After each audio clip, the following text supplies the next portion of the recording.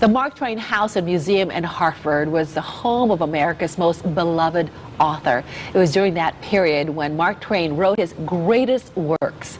And coming up in October 19th at Wolseley Hall, 3 award-winning authors are coming together for Mark My Words, an evening with Baldacci, Grisham, and Picot. Here to fill us in on the event is Jeffrey Nichols, the Executive Director of the Mark Twain House and Museum.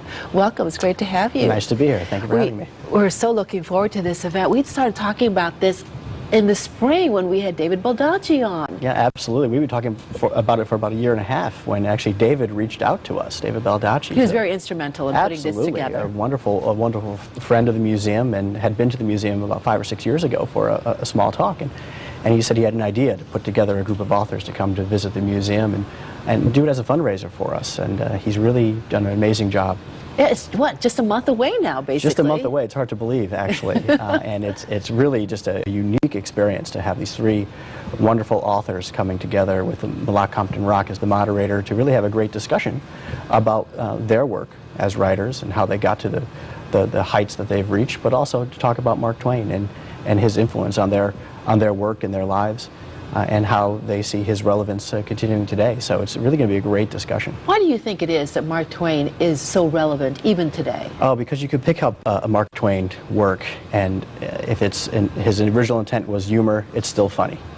If he wrote something like Huckleberry Finn, which was a reaction to what happened in post-Civil War America, as African Americans were quickly losing the basic civil rights they gained after the war, the failure of Reconstruction, as it were.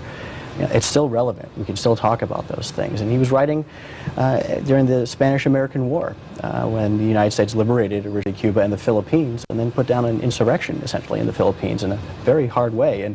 And many people use that as a parallel for what was going on in the country over the last decade. And so he's still very much alive and a living author, and still a published author, actually. When these books were written back then, caused quite a controversy. He did, and for various reasons. Huckleberry Finn at first was, it's been one of the most challenged books in American history, continues to this day, and from the very beginning it was challenged. You know, you hear sometimes when people want to try to get rid of it, remove them from the shelves at schools. It happens all the time, and one thing that we do, and one thing that this wonderful event will help support, is the work that we do with teachers and students to educate them about Huckleberry Finn and put it in the proper historical context where it can be taught and where it can be used in the American classroom. Is Huckleberry Finn really the most controversial of all the books Mark Twain wrote? Certainly the most controversial that he wrote, and certainly the most popular today. Not during his lifetime. His first book, a travel book called The Innocents Abroad, was his best-selling book, but certainly over time that has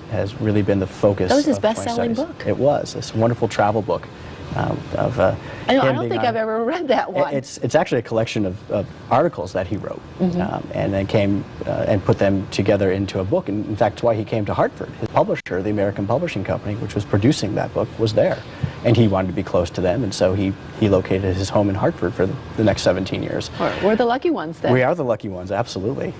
And so when people come to the Mark Twain House, I know it's been renovated over the years.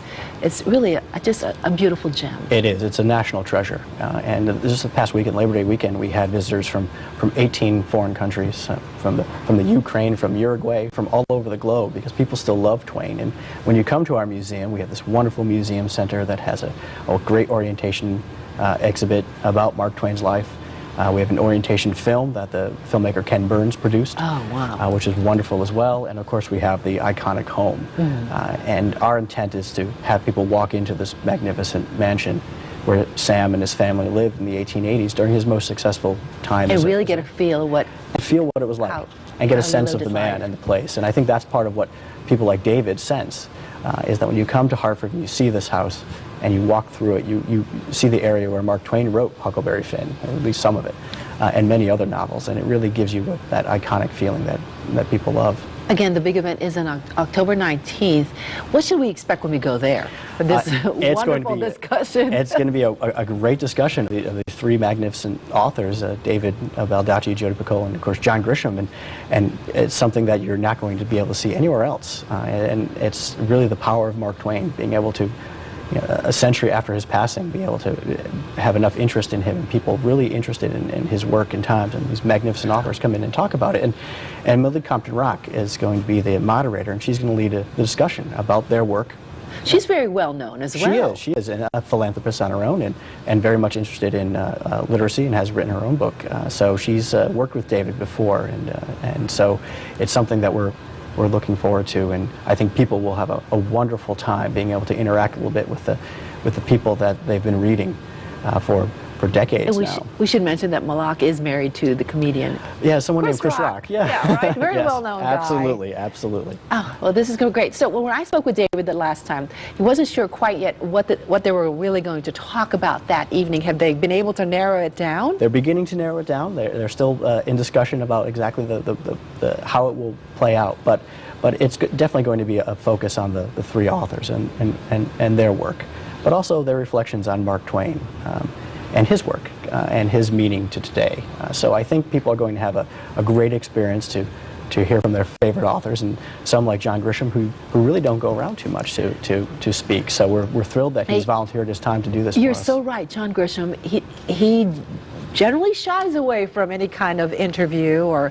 publicity or anything like this. It's a testament again to David and all of them for coming to Connecticut to entertain all of us, but also to support the Mark Twain House Museum. Oh, we're so excited. It's going to be just a fabulous event for everybody, for all of us who love to read, and just have these three fabulous people on stage. Absolutely, and they've sold a combined over 400 million copies in their lifetime, and Mark Twain also has been a pretty good seller over the years. In fact, his autobiography last year also topped the charts in sales. So, not only will there be these four wonderful speakers, we'll have Mark Twain to talk about too. So we'll definitely feel his presence there. Absolutely, absolutely. All right, let's take a look. Here's the information you're going to need to know. Mark my words, an evening with Baldacci, Grisham, and Picot, Wednesday, October 19th, 8 p.m. at Wolseley Hall in New Haven.